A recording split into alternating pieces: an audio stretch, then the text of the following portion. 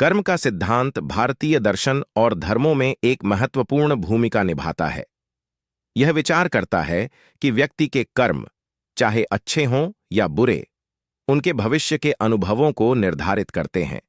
इस सिद्धांत के अनुसार जो व्यक्ति अच्छे कर्म करता है उसे अच्छे परिणाम मिलते हैं और जो बुरे कर्म करता है उसे बुरे परिणाम भुगतने पड़ते हैं। प्राचीन भारत में सत्य और न्यायप्रिय राजा हरिश्चंद्र का राज्य था। वे अपने धर्म और कर्तव्य के प्रति अत्यंत निष्ठावान थे। उनकी सत्यनिष्ठा और धर्मपरायणता के कारण उनका नाम इतिहास में अमर हो गया।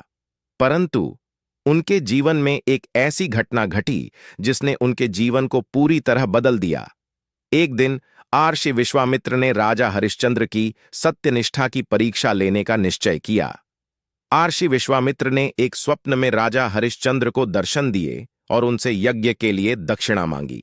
राजा हरिश्चंद्र ने वचन दिया कि वे यज्ञ के लिए समस्त दक्षिणा देंगे। हरिश्चंद्र ने अपने वचन के अनुसार अपना संपूर्ण राज्य और संपत्ति महर्षि विश्वामित्र को दान कर दिया। राज्य का त्याग करने के बाद वे अपनी पत्नी तारामती और पुत्र रोहिताश्व के साथ वन में रहने चले गए। वन में रहते हुए उनके पास जीविका का कोई साधन नहीं था। अतः वे काशी चले गए, जहां उन्होंने अपना जीवन यापन करने के लिए कठोर परिश्रम करने का निश्चय किया। राजा हरिश्चंद्र ने वहां एक श्मशान घाट में दास के रूप में काम करना प्रारंभ किया। परीक्षाओं का द्वार एक दिन उनके पुत्र रोहिताश्व को एक सांप ने काट लिया और उसकी मृत्यु हो गई। शोक संतप्त तारामती अपने पुत्र के शव को लेकर श्मशान घाट पहुंची, जहां उनके पति हरिश्चंद्र काम कर रहे थे। हरिश्चंद्र ने अपनी पत्नी को पहचाना, परंतु अपने कर्तव्य और वचन के प्रति निष्ठावान रहते हुए उन्होंने अपनी पत्नी से अंतिम संस्कार के लिए शुल्क मांगा। तारामती के पास कुछ भी नहीं था देने के लिए, अतः उसने अपनी साड़ी का आधा हिस्सा शुल्क के रूप में दे दिया। इस घटना ने हरिश्चंद्र की सत्यनिष्ठा और धर्मपरायणता की पराकाष्ठा को दर्शाया। हरिश्चंद्र और उनकी पत्नी तारामती ने अपार दुख और कष्ट झेले, परंतु उन्होंने कभी भी सत्य और धर्म का मार्ग नहीं छोड़ा। उनकी सत्यनिष्ठा और धर्मपरायणता से प्रसन्न होकर देवताओं ने उन्हें उनके पुत्र का जीवन दान दिया और उनकी संपूर्ण संपत्ति और राज्य वापस कर दिया।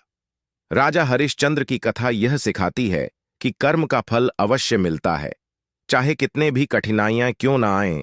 सत्य और धर्म का मार्ग कभी नहीं छोड़ना चाहिए।